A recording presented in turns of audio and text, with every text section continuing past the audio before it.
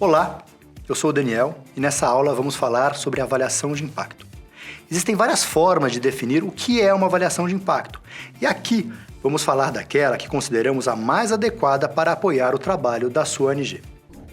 O conteúdo dessa aula foi preparado pela Move Social, que é a organização onde eu trabalho e que existe para ajudar organizações como a tua a ampliar o impacto social e socioambiental de sua atuação.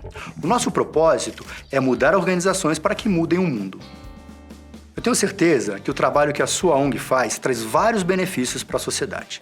E eu imagino que você e a sua equipe tenham um sonho em comum. E por isso que a avaliação de impacto é muito importante, porque é uma forma de saber se vocês estão avançando na realização desse sonho. Então vamos lá. Mas primeiro é preciso entender o que é avaliar.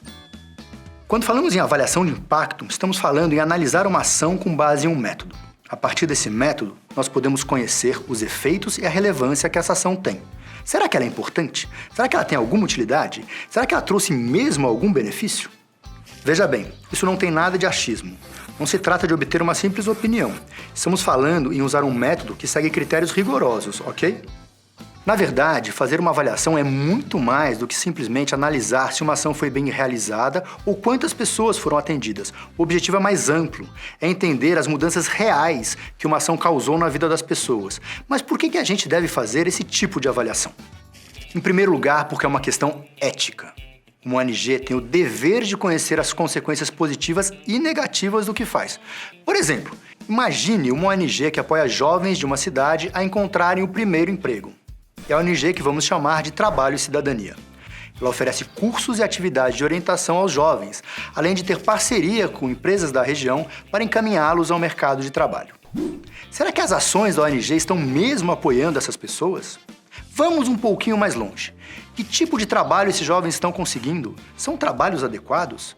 E esses trabalhos trazem alguma mudança positiva na vida desses jovens? Mas as avaliações não envolvem apenas uma questão ética. Elas também trazem um valioso aprendizado. Com elas, entendemos melhor o que está dando certo e enxergamos nossos limites e erros para poder ajustá-los. Outro benefício das avaliações é que com elas você consegue adaptar a gestão da sua organização. Porque, como você sabe, o mundo está sempre trazendo novos desafios e oportunidades. As necessidades das pessoas também mudam com o tempo. As avaliações ajudam você a revisar planos e métodos para se adaptar às mudanças que acontecem dentro e fora da sua organização. Além disso, com as avaliações você garante mais transparência. As suas decisões passam a ser amparadas em processos claros e racionais. E com isso fica mais fácil você ganhar apoio da sociedade. Para ficar mais claro a importância de se fazer avaliações, vou dar um exemplo bem simples. Imagine uma família que percebe que não está conseguindo pagar as suas contas mensais. Então todos concordam em tomar algumas medidas para economizar. Mas e aí? Após alguns meses, será que a família está mesmo conseguindo reduzir os seus gastos ou ficou só na intenção? É preciso fazer contas e avaliar se o plano está dando resultado e quais são os impactos dele na vida da família. Digamos que a família perceba que um dos maiores vilões seja a conta de luz. Todo mundo assume o compromisso de gastar menos eletricidade. Após 1 ou 2 meses, a conta de luz diminuiu? Se sim, o que é que deu certo? E se não reduziu, onde é que a família está falhando? Mas não é só isso. Se a família decidiu reduzir os gastos com lazer, que impactos essa atitude trouxe para a família? De repente, cortar gasto com um lazer não traz uma economia significativa. Em contrapartida, todo mundo começa a ficar mais estressado. Será que esse é um tipo de economia que vale a pena? Deu para entender onde eu quero chegar? É porque não adianta apenas fazer um plano. Além de colocá-lo em prática, a gente tem que avaliar se ele está trazendo bons resultados. E é por isso que toda e qualquer ONG deve se comprometer a fazer avaliações. E a gente começa assumindo um compromisso. Um compromisso com o pensar avaliativo. O pensar avaliativo é uma atitude constante de reflexão estratégica da equipe. É o costume de prestar atenção no desenvolvimento de cada atividade, entender as etapas, as pessoas e os processos envolvidos.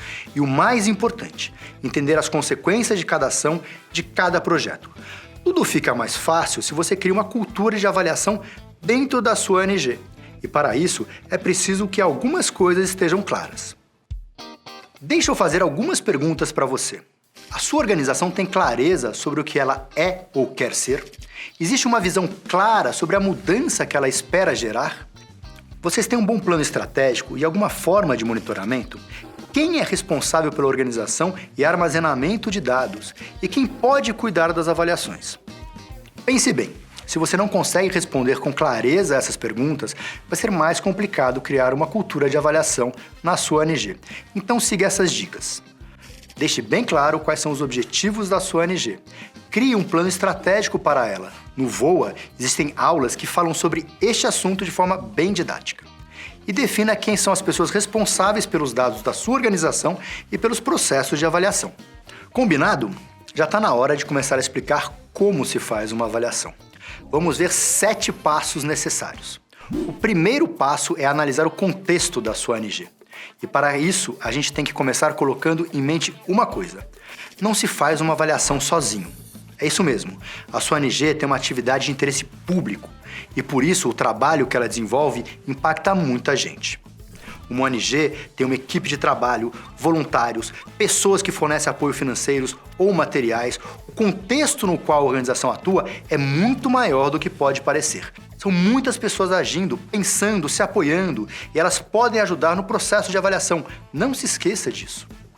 O segundo passo é decidir que tipo de avaliação você vai fazer, de processo, de resultados ou de impactos. Deixa eu explicar. Apesar dessa aula se chamar avaliação de impacto, existem 3 tipos de avaliações que podem ser usadas por você. Tudo depende da situação, do momento e do foco que se quer dar. Eu vou dar exemplos usando a ONG Trabalho e Cidadania. Primeiro, a avaliação pode ser de processo. Ela avalia os procedimentos, o consumo de recursos, o desempenho de equipe.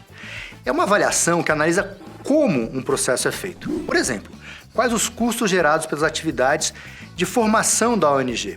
Quais são as condições de trabalho dos professores e professoras envolvidos nessa atividade? Existe também a avaliação de resultados. Aqui, o objetivo é avaliar os resultados que um processo causa. Nesse caso, estamos falando de resultados sobre os quais a ONG tem algum controle. Como exemplo, podemos pensar em uma avaliação que vai analisar se as atividades de formação da ONG estão mesmo aumentando o grau de conhecimento dos jovens atendidos. Veja, a ONG tem controle sobre esse resultado, porque pode fazer ajustes nas atividades para que elas sejam mais eficazes. E tem também a avaliação de impacto. Nesse caso, a ideia é avaliar um conjunto de transformações causadas por uma ação. Mas aqui estamos falando de resultados sobre os quais a ONG não tem um controle direto.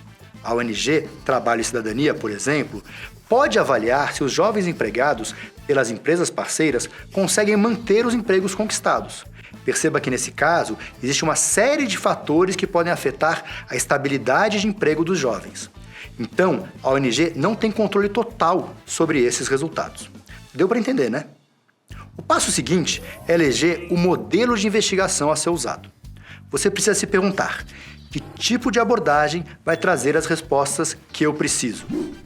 Uma forma de fazer essa escolha é usar esses 6 critérios. Quais são as posições ético-políticas de sua organização? Quais são as posições teóricas que a sua organização adota? Qual a viabilidade econômica do estudo? Você tem uma estimativa de custo para fazer essa avaliação? Qual é a cultura organizacional da sua ONG? Qual é o enquadre gerencial, ou seja, como trabalham os gestores da ONG? E qual é a natureza do objeto de estudo? Enfim, o que vocês vão avaliar? Pensar nesses 6 critérios vai te ajudar a ter uma bela ideia de como fazer a avaliação. E aí você já pode começar a formular as perguntas avaliativas. Agora tome cuidado. Uma boa avaliação precisa de boas perguntas para ser eficiente. E boas perguntas são aquelas que abordam os pontos de dúvida e ajudam você a ter uma visão mais clara de sua situação. Em geral, as perguntas avaliativas costumam se apoiar em 2 pontos fundamentais. Elas deixam claro quais são as questões que você precisa entender melhor e são capazes de apontar onde você vai encontrar as respostas. Por exemplo, vamos continuar utilizando o exemplo da ONG Trabalho e Cidadania. Ela quer saber se as atividades de formação de jovens são capazes de atrair o interesse desses jovens da cidade onde ela atua. Então, a primeira pergunta poderia ser: o número de jovens inscritos está aumentando ou diminuindo? Se o número de jovens inscritos está diminuindo, pode ser um sinal de algumas falhas nas ações da ONG. Perceba que a pergunta vai ajudar a ONG a encontrar um caminho. A partir da resposta a essa pergunta, vai ser mais fácil buscar a origem do problema. Uma pergunta avaliativa vai sempre ajudar você a formular hipóteses. Por exemplo, por que será que o número de jovens inscritos está diminuindo? Será que é uma falha na comunicação? Ou será que as atividades não são interessantes para esses jovens? Deu para entender como esse tipo de pergunta pode te ajudar? Com as perguntas definidas, você deve construir os indicadores e os critérios de julgamento. Mas o que é isso? Eu vou te explicar. Os indicadores servem para dar parâmetros à sua avaliação. No caso da ONG Trabalho e Cidadania, para avaliar as atividades de formação, podemos ter indicadores como o número de alunos nos cursos, ou a média das notas das avaliações dos alunos, como exemplo. Todo indicador serve como um resumo da realidade que você está analisando. Já os critérios de julgamento servem para julgar os resultados dos indicadores. Imagine que a ONG aplica provas para os alunos dos cursos de formação.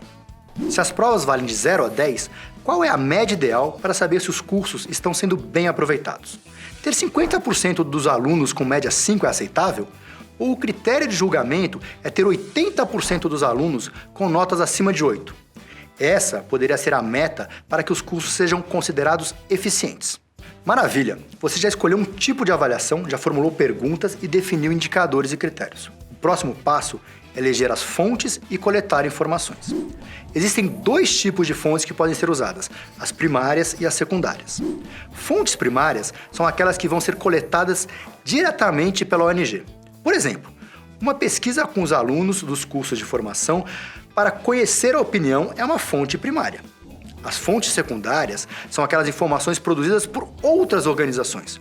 Uma empresa parceira pode ter uma pesquisa de desempenho dos jovens contratados. Os dados da pesquisa seriam úteis na avaliação das atividades de formação da ONG. E essa seria uma fonte secundária. Uma dica: pesquisas como as feitas pelo IBGE ou por outros institutos podem ser muito úteis como fontes secundárias, enriquecendo os resultados da avaliação.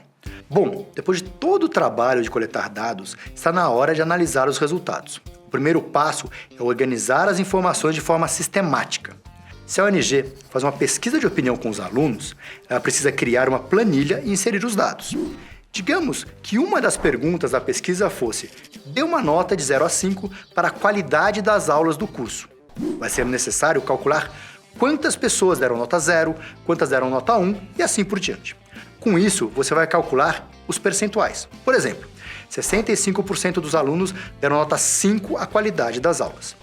Organizar as informações usando números, gráficos e percentuais facilita bastante a análise e ajuda os responsáveis a tirarem conclusões. Agora, é possível que, ao final da avaliação, vocês tenham mais informações do que esperavam. Pode ser que a avaliação até traga respostas para questões que nem entraram no estudo. Imagine que na pesquisa feita com alunos, a ONG Trabalho e Cidadania ouviu gente pedindo aulas de inglês. Prestando atenção a esse tipo de informação, a ONG pode dar uma incrementada nos cursos que oferece. Por isso, aproveite os dados coletados para aumentar a compreensão da realidade que você quer estudar. Antes de encerrar, eu vou passar algumas dicas para ajudar você a realizar avaliações de forma eficiente. Elas devem ser feitas de forma sistemática e regular. O ideal é ter métodos quantitativos e qualitativos para que a ONG obtenha várias informações úteis.